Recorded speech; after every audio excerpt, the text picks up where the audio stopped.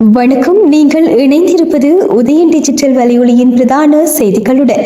செய்தி தொகுப்பு உதயன் டிஜிட்டல் செய்தி பிரிவு. செய்திகளுடன் இணைந்திருக்கும் நான் லிஷா தரணீஸ்வரன். எழுவைத்தீவு மற்றும் அனலைத்தீவு இடையே உள்ள கடற்பரப்பில் 211 கிலோ 300 கிராம் கஞ்சா இன்றைய தினம் காலை இலங்கை கடற்படையால் மீட்கப்பட்டுள்ளது. கடற்படையின் விசேட ரோந்து நடவடிக்கைகளின் பொழுது கிடைக்கப்பெற்ற தகவலுக்கு அமைவாக எழுவைத்தீவு அனலைத்தீவு கடற்பரப்பில் பயணித்த படகொன்றினை சோதனையிட்ட போதே 211 கிலோ 300 கிராம் கஞ்சா கைப்பற்றப்பட்டுள்ளதுடன் காரைநகர் மற்றும் மன்னார் பேசாலை பகுதியைச் சேர்ந்த இருவர் கைது செய்யப்பட்டனர். விசாரணைகளின் பின் குறைத்த சான்று பொருட்களுடன் இருவரையும் போலீசாரிடம் ஒப்படைப்பதற்கான நடவடிக்கைகளை கடற்படையினர் மேற்கொண்டு வருகின்றனர். யாழ் அரியாலை சிந்துபாத்தி மயானத்தில் மீட்கப்பட்டு மனித எச்சங்கள் தொடர்பாக நீதிமன்றம் தலையிட்டுள்ள நிலையில் அரசாங்கம் தேவையான ஒத்துழைப்புகளை வழங்கும் என யாழ் மாவட்ட அபிவிருத்தி ஒருங்கிணைப்பு குழு தலைவரும் அமைச்சருமான ராமலிங்கம் சந்திரசேகரன் தெரிவித்துள்ளார். சிந்துபாத்தி மனித புதைக்குழி தொடர்பில் தமிழ் தேசிய மக்கள் முன்னணியின் தலைவரும் நாடாளுமன்ற உறுப்பினருமான கஜேந்திரகுமார் பொன்னம்பலம் அரசாங்கம் நீதியான விசாரணைக்கு ஒத்துழைக்க வேண்டும் என்ற கருத்து தொடர்பில் அமைச்சரிடம் தொடர்பு கொண்டு கேட்டபோது அவர் இவ்வாறு தெரிவித்துள்ளார். அவர் மேலும் மயானத்தில் தகன மேடை அமைப்பதற்காக குழி தோண்டப்பட்ட போது மனித எச்சங்கள் வெளிவந்தன. குறித்த விடயம் தொடர்பில் யாழ்ப்பாண நீதிமன்றம் கவனம் செலுத்திய நிலையில் குறித்த இடத்தை நீதிபதி மற்றும் சட்ட மருத்துவ அதிகாரி சென்று பார்வையிட்டுள்ளனர். அது மட்டுமல்லாது மீட்கப்பட்ட மனித எச்சங்கள் தொடர்பில் நீதிமன்றத்திற்கு அறிக்கை சமர்ப்பிக்கப்பட்டுள்ள நிலையில் எதிர்வரும் நாட்களில் சம்பந்தப்பட்ட தரப்பினருடன் நீதிபதி கலந்துரையாடி எடுக்கப்பட வேண்டிய நடவடிக்கை தொடர்பில் ஆராய உள்ளதாக அறிந்தேன். ஆகவே கடந்த காலங்களை போன்று நீதிமன்ற விவகாரத்தில் நாங்கள் தலையிட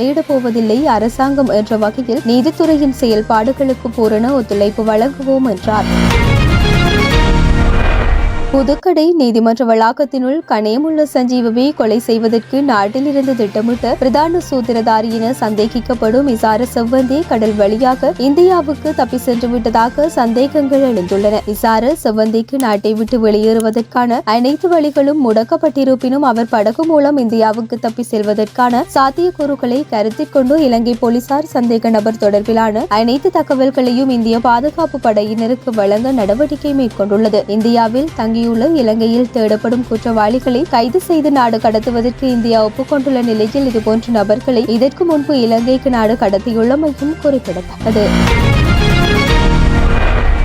நாட்டில் எரிபொருள் தட்டுப்பாடு ஏற்பட்டுள்ளமையால் மீண்டும் எரிபொருள் நிலையங்களில் வாகனங்கள் வரிசையில் நிறுத்தி வைக்கப்பட்டுள்ளதாக தெரிவிக்கின்றனர். எனினும் அனைத்து எரிபொருள் நிலையங்களுக்கும் தேவையான எரிபொருள் தொடர்ச்சியாக எவ்வித தடையுமின்றி விநியோகிக்கப்படுகின்றது. எரிபொருள் நிலையத்தில் உரிமையாளர்களே திட்டமிட்டு இவ்வாறானதொரு நிலையை உருவாக்கியுள்ளனர் என அமைச்சரவை பேச்சாளர் அமைச்சர் நலிந்த ஜெயதிச தெரிவித்துள்ளார். கடந்த ஒரு சில நாட்களாக எரிபொருள் நிலையங்களில் வாகனங்கள் நீண்ட வரிசையில் காத்திருப்பது காணக்கூடியதாக உள்ளது. மீண்டும் நாட்டில் எரிபொருளுக்கு தட்டுப்பாடு ஏற்பட்டுள்ளதா என ஊடகவியலாளர்கள் கேள்வி எழுப்பிய போதே அமைச்சர் இவ்வாறு தெரிவித்தார். இது குறித்து அவர் மேலும் தெரிவிக்கையில் நாட்டில் எரிபொருளுக்கு தட்டுப்பாடு ஏற்பட்டுள்ளமையால் மீண்டும் எரிபொருள் நிலையங்களில் வாகனங்கள் வரிசையில் நிறுத்தி வைக்கப்பட்டுள்ளதாக தெரிவிக்கின்றனர். எனினும் அனைத்து எரிபொருள் நிலையங்களுக்கு தேவையான தொடர்ச்சியாக எவ்வித தடையும் இன்றி விநியோகிக்கப்படுகின்றது. எவ்வாறாயினும் மாத இறுதியில் எரிபொருள் விலை அதிகரிக்கலாம் என்பதற்காக ஒரு சில எரிபொருள் நிலையங்களில் வரிசைகள் உருவாகியுள்ளன. ஊடகங்கள் மற்றும் எதிர்க்கட்சி உறுப்பினர்கள் நாட்டில் எரிபொருள் பற்றாக்குறை நிலவி வருவதாக பொதுமக்களை அச்சுறுத்தி வருகின்றனர். சில பகுதிகளில் எரிபொருள் பற்றாக்குறை ஏற்பட்டமை தொடர்பில் தெரிய வந்ததை அடுத்து விரைந்து அப்பிரச்சினைக்கு தீர்வு காணப்பட்டது. எனினும் தற்போது அவ்வித சிக்கலும் இல்லை. அவசியமான எரிபொருள் நம்மிடம் உள்ளது. கடந்த அரசாங்கங்களில் அமைச்சு பதவியை வகித்தவர்கள் மற்றும் அவர்களுடன் தொடர்புடையோருக்கு சொந்தமாக பல எரிபொருள் நிலையங்கள் உள்ளன. அதை இந்நாட்டு மக்கள் நன்கு அறிவார்கள். எரிபொருள் நிலையத்தின் உரிமையாளர்கள் திட்டமிட்டு இவ்வாறானதொரு நிலையை உருவாக்கியுள்ளனர். எரிபொருள் கூட்டு தாபனத்துடன் இவ்விடயம் தொடர்பில் கலந்துரையாட உள்ளோம். எரிபொருள் கூட்டுத்தாபனம் பொதுமக்களுக்கான சேவையை வழங்கும் நிறுவனமாகும். மக்களின் பெரும்பான்மையானதை பொறுப்பேற்று அரசாங்கம் செயல்படுகின்றது. ஏனைய சிறு குழுக்களின் செயல்களை கண்டு அச்சம் கொள்ள தேவையில்லை என்றார்.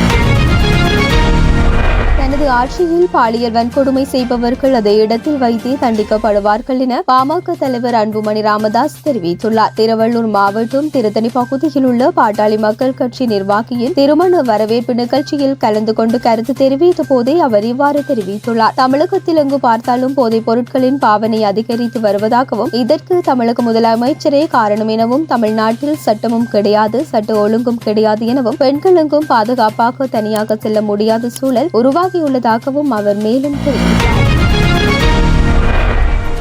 ஆங்கிலத்தை அமெரிக்காவின் அதிகாரப்பூர்வ ஆட்சி மொழியாக நிர்ணயித்து அந்நாட்டு ஜனாதிபதி டொனால்ட் ட்ரம்ப் அரசாணையில் கையெழுத்திட்டுள்ளார். ஆங்கில மொழியை முதல் மொழியாக பேசுவோரில் 2/3 பங்கை சேர்ந்தவர்கள் அமெரிக்காவில் வசித்து வருகின்றனர். அமெரிக்காவில் பரவலாக பேசப்படும் ஆங்கில மொழி அமெரிக்க ஆங்கிலம் என்று கூறப்படுகின்றது. ஆரம்பத்தில் இங்கிலாந்திலும் அமெரிக்க குடியேற்ற பகுதிகளிலும் ஒரே மாதிரியான ஆங்கிலம் பேசப்பட்ட போதிலும் காலப்போக்கில் ஆங்கில ஒலிப்பு முறை மற்றும் எழுத்தில் மாற்றம் ஏற்பட்டது. இந்த நிலையில் அமெரிக்காவின் அதிகாரப்பூர்வ ஆட்சி மொழியாக ஆங்கிலத்தை மாற்றும் நிர்வாக உத்தரவில் அமெரிக்க ஜனாதிபதி டொனால்ட் ட்ரம்ப் நேற்று கையெழுத்திட்டுள்ளார். அமெரிக்காவில் 350க்கும் மேற்பட்ட மொழிகள் பேசப்படுகின்ற போதிலும் வெள்ளை மாளிகை ஆவணங்களில் எப்போதும் ஆங்கில மொழி மாத்திரமே பயன்படுத்தப்படுகின்றமை குறிப்பிடத்தக்கது.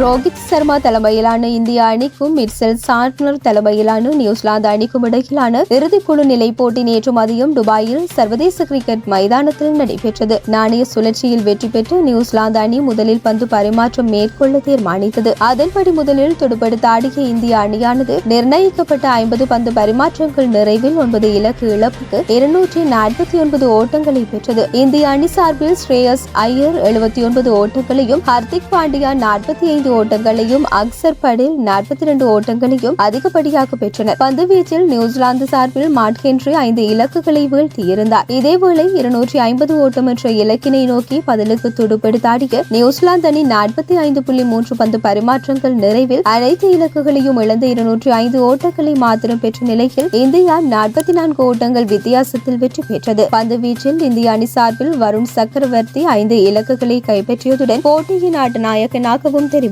இந்த வெற்றியுடன் குழு ஏ பிரிவில் முதலிடத்தில் உள்ள இந்தியா நாளைய தினம் நடைபெறவுள்ள அரையிறுதி ஆட்டத்தில் ஸ்டீவ் ஸ்மித் தலைமையிலான ஆஸ்திரேலிய அணியை எதிர்கொள்ள உள்ளது. இத்துடன் உதயன் டிஜிட்டல் வலையொலியின் பிரதான செய்திகள் நிறைவடைகின்றன. தொடர்ந்தும் செய்திகளை உடனுக்குடன் அறிந்து கொள்ள எமது உதயன் டிஜிட்டல் வலையொலி பக்கத்துடன் இணைந்திருங்கள். வணக்கம்.